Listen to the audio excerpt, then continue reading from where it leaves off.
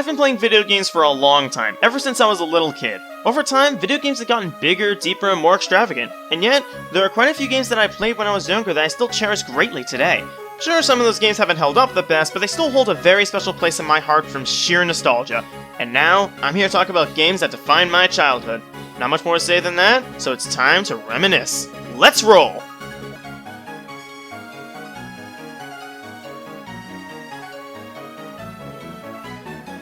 I still remember the days when I was all over Club Penguin, and I'm sure there's a lot of you who have similar memories. Meeting new friends, playing minigames, getting clothes and furniture, and taking care of cute little puffles, it was truly an experience like no other. Eventually, there was a video game that came out for it for the DS, Club Penguin Elite Penguin Force. So how do you take a browser game like this and convert it into a DS game? The answer is simple, turn it into a point-and-click puzzle game. One of the bigger things in Club Penguin was the PSA, where you could partake in these short campaigns that test you with a bunch of puzzles and context actions. EPF takes this idea and makes an entire game out of this concept. The game had 13 episodes that take place throughout the familiar island, helping others out, solving puzzles along the way, and eventually taking down the big bad. Helping you along the way are the Puffles, each with their own ability to assist in certain situations, like how the pink Puffle can use her lasso, or the black Puffle can use fire, or how the red Puffle becomes a cannonball. All their traits help out immensely during the game. Admittedly, it's not super in-depth, but when I was a kid, this was a treat. A great way to start this trip down memory lane.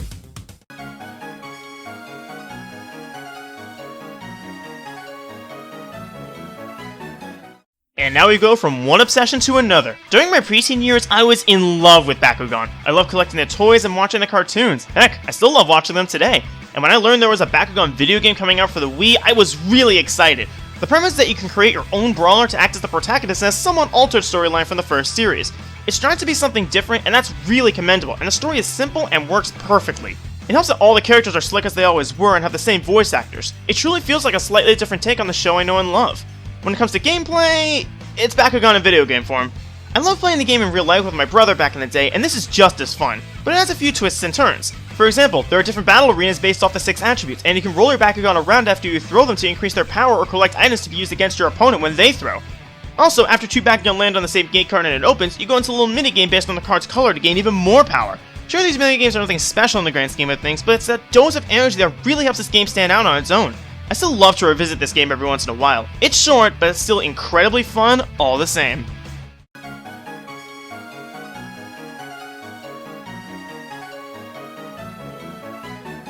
Hanukkah of 2004 is a very special time for me because that's when I got my GameCube. This was the era where gaming started to evolve from a small little thing I did to something so much more. And one of the 2 games I got that day to start it off was the Spongebob SquarePants movie game. I absolutely adored this movie, and my parents knew it, so they got my brother and I the game based off the movie, and we had so much fun with it.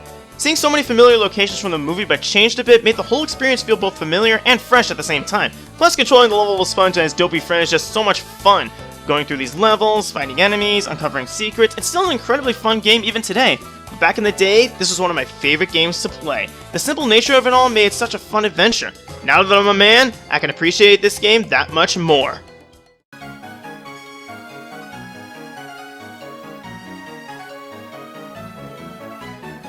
And sticking to the magical cube from Nintendo, we have a multiplayer staple of mine. Everybody has one specific Mario Party that they have the fondest memories with, and for me, that's absolutely Mario Party 7. This was my very first Mario Party game, and my brother and I absolutely adore it. Each of the 6 boards are truly unique, not just in their themes, but also in how you play on them. You can have a standard affair on the Grand Canal, race to the top of Pagoda Peak, go on a star-stealing rampage in Pyramid Park, test your luck in Neon Heights, play it smart in Windmillville, or just try to survive in Bowser's Enchanted Inferno. We all love these boards in some capacity, though Neon Heights was always our favorite. On top of that, the minigame selection is one of the strongest in the series in my opinion. So many of them are just so much fun and full of energy. Games like Fun Run, Pogo a Go-Go, Bumper Crop, Big Dripper, and so many more are an absolute blast. All this and more makes for a phenomenal party game that I still come back to today, and why wouldn't I? When it comes time to party, sometimes I just grab lucky number 7.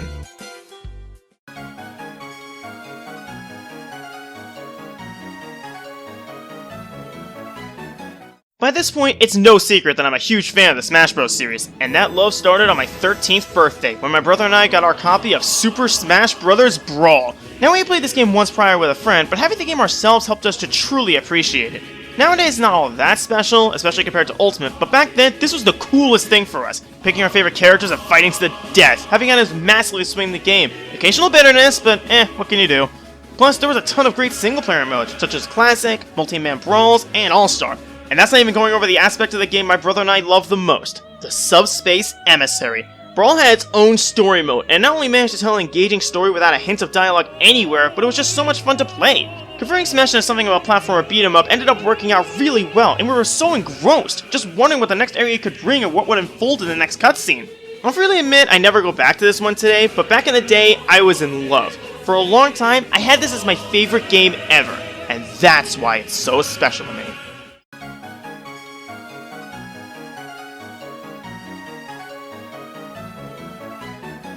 I don't remember a ton of my earliest gaming memories before my GBA and GameCube, but one thing always sticks out to me. As far as I can remember, the very first video game I played was Crash Bandicoot.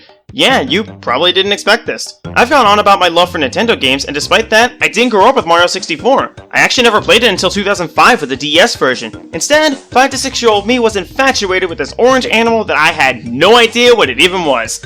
Jumping on crates, maneuvering around obstacles, dying a lot because I was bad at this game, it was what I sunk a good amount of time into as a youngin'. And even all these years later, that experience has stuck with me. Despite eventually migrating to Nintendo exclusively for many years, my original memories of Crash Bandicoot never left me. When I got my PS3 back in 2016, the first game I got off a PlayStation Store was Crash Bandicoot, as well as its sequels because I wanted to relive my childhood and see what I missed out on. Also, I was able to 100% this game when I was 6. That's either a sign I had too much time on my hands as a kid, or an omen of things to come.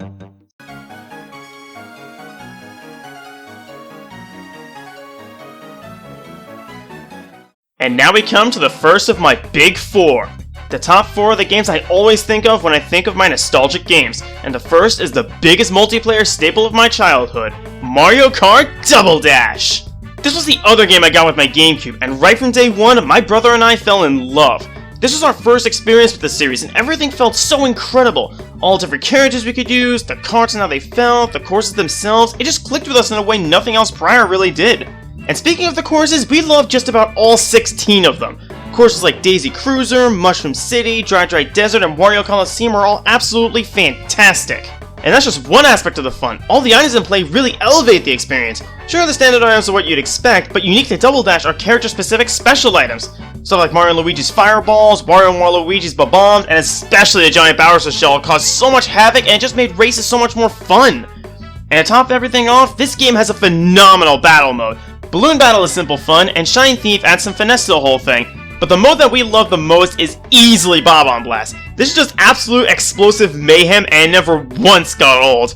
And man, seeing this return to Mario Kart 8 Deluxe made my inner child so very giddy. Whenever we played together or invited friends to play too, it made for some of the greatest experiences of our childhoods. Double drivers, double the fun, and a lifetime of memories.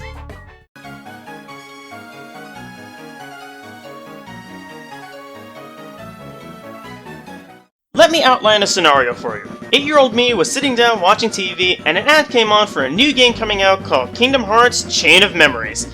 I was quite interested in this new and quirky game, so at some point I got it for myself. And all these years later, it still ranks among one of my favorites from my childhood. Chain of Memories is a weird game to talk about because it's unlike any other game in the KH series. Instead of attacking using magic all willy-nilly, all Sora's actions are instead controlled by a card-based battle system. In essence, only one combatant can use an attack at any one time, and you have to strategize hard in order to have the upper hand. Of course, when I was a kid, I was pretty bad at this, losing battles all the time. Despite that though, I never gave in. I strived to learn all I could about how to use the battle system the best, and those memories of learning this unorthodox battle system are some of my favorites. What were once seemingly impossible challenges for me before, I could eventually take down, and that always felt super satisfying. What was once a deck that had absolutely no cohesion at all gradually became a winning strategy. This was the game that taught me to never give up when learning a new game. Sure, it might knock you around a lot, but if you stick with it and learn it through and through, you might emerge loving it in the end.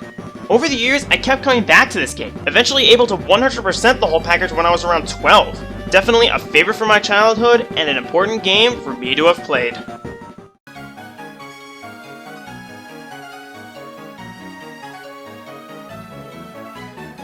Oh man, I have been waiting for a long time to gush about my experiences with this game. In my opinion, the best Mario spin-off series is easily the Mario and Luigi series. These games aren't just super fun to play, but they're also bursting at the seams with charm and humor. And yes, I'm absolutely biased in this because a super big part of my childhood was Mario and Luigi Superstar Saga. I still remember seeing the commercials for this game and being taken aback. This game looked like so much fun, and man oh man, kid me loved it to pieces. Traveling to a whole new land didn't mean much to me at the time, but I loved all the different areas of the Bean Bean Kingdom. From Hoo Hoo Village to Chucklehuck Woods, the Oho Ocean, and everything in between, I loved every aspect of this kingdom. Except for Joke's End. That place was not fun for young me. And this game didn't just have the charming locales going for it, it also had a super fun battle system. Controlling both Mario and Luigi at the same time makes for incredibly fun battles, as the two combine their traits for attacks and also have to work to dodge enemy attacks. Mastering the timing on everything was my favorite part of the whole package. Similar to Chain of Memories, this game was challenging in a lot of places. A good number of bosses were unusual in how you dealt with them, or had those select attacks that seemed impossible to dodge. But I kept chucking on because I wanted to know what new area would be next, or what direction the writing would take. It was a magical experience the whole way through, and that's why I kept coming back to it over and over again. And you can probably imagine my utter elation when the 3DS remake got announced. I was able to relive my childhood in a whole new way and experience, in my opinion, a more definitive version of this game. And despite all this, it couldn't take the top spot. That's because my number one is even more special.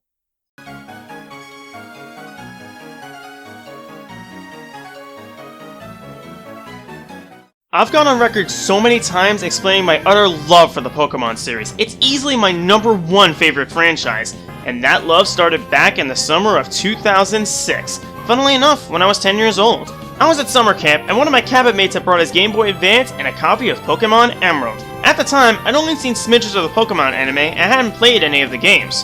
Despite that, I was really curious, and he let me watch and even play along a bit with him. And that experience changed my life forever. Seeing all these different creatures, meeting all these intriguing characters, seeing towns and routes with such varied aesthetics, it clicked with me in a way no other game up to that point truly had. So when my brother and I returned home, we almost immediately went to our local game store and picked up our own copy of Pokemon Emerald. And since then, I have loved the series to death. I remember my first team so fondly. Swampert, Mightyena, Azumarill, Ludicolo, Flygon, and of course, Aggron. Meeting all of them for the first time, watching them grow and evolve to help me in battle, and eventually triumphing over all the trials and tribulations to eventually become the champion, it's an experience that will stay with me forever. I can safely say that Pokemon Emerald made me the gamer that I am today, and as such, the person I am today. All that together makes Pokemon Emerald my number one nostalgic game. I'm Arrow Dragon, and you should never forget how your gaming journey began. You might have bigger and more extravagant games today, but the games you started out with are extravagant in their own way. Well, I hope you all enjoyed this little stroll down memory lane with me, because I certainly had a ton of fun with this video. There won't be a major video in December because up next, I'll be ranking the games I played in 2021. As always, check out my Discord if you want to chat with me or my pals, link in the description. Well, until next time, this is Zero Dragon, signing off.